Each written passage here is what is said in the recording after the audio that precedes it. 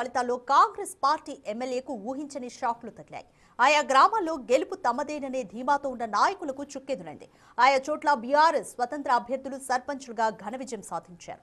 భద్రాచలం, జడ్చర్ల, మహబూబాబాద్ ఎమ్మెల్యేల సొంత గ్రామాల్లో కాంగ్రెస్ పార్టీకి ఎదురుగాలి వీచింది.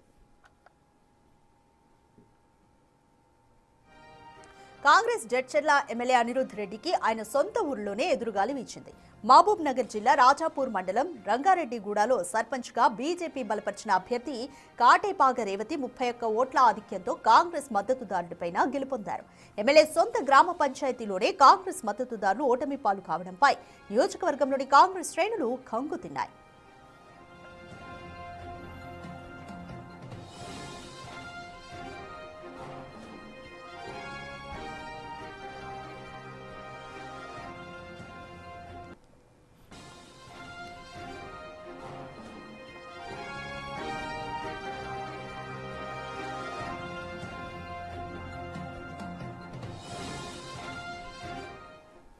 మోర్ డీటెయిల్స్ మా ప్రతినిధి శంకర్ అందిస్తారు.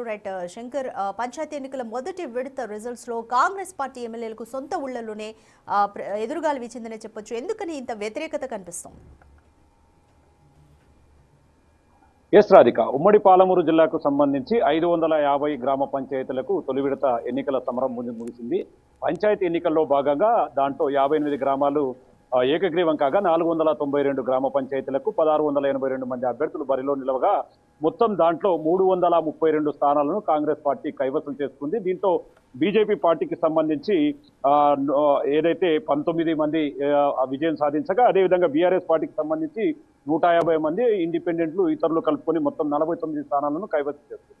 మొత్తంగా సింహభాగం అంతా కూడా 332 స్థానాల్లో కాంగ్రెస్ పార్టీ కైవసం చేసుకోవడంతో ఒక్కసారిగా కాంగ్రెస్ పార్టీ శ్రేణుల్లో పూర్తి స్థాయిలో నూతన ఉత్సాహం మిగిలిందని చెప్పవచ్చు. అయితే ఉమ్మడి జిల్లాకు సంబంధించి రెండు పెద్ద శాఖలు కాంగ్రెస్ పార్టీకి తగిలాయి.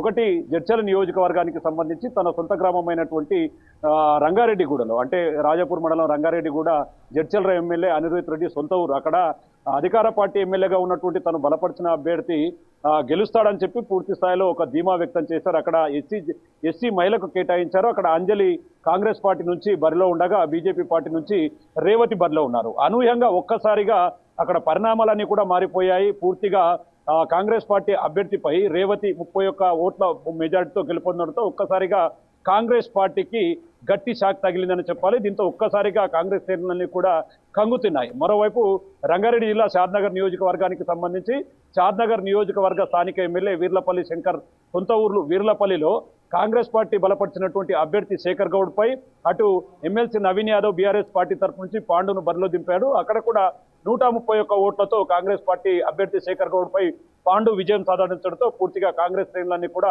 అయోమయానికి గురైనటువంటి సిచ్యువేషన్ కనపడుతుంది.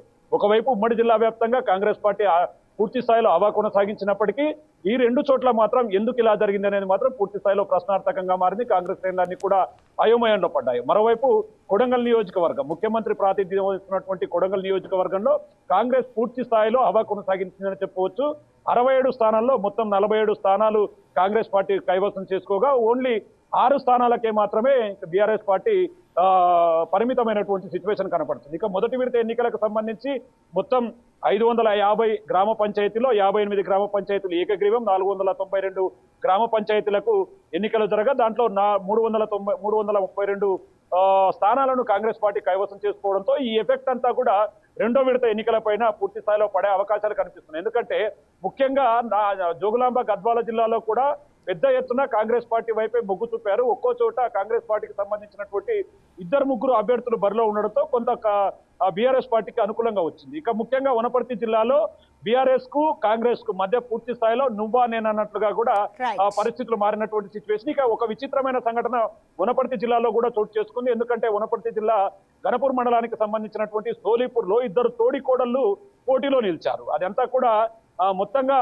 రీకౌంటింగ్ జరుగుతూ వచ్చింది. చివరికి కాంగ్రెస్ అభ్యర్థి సింధు 1 ఓటుతో అవతల ఉన్నటువంటి పద్మశ్రీ ఎవరైతే బీఆర్ఎస్ పార్టీ నుంచి ఉన్నారో ఆ పద్మశ్రీపై పూర్తి స్థాయిలో గెలవడంతో ఒక్కసారిగా అక్కడ కూడా షాక్ గురైనటువంటి పరిస్థితి కనిపిస్తుంది. కాంగ్రెస్ పార్టీ ఒక్కసారిగా విజయకేతనం ఎగరవేయడంతో ఆ ఊర్లో కూడా పూర్తి స్థాయి సంబరాల్లో ముగిలిపోయినటువంటి పరిస్థితి.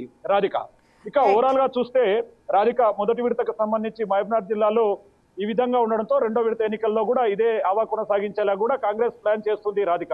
Thank you Shankar.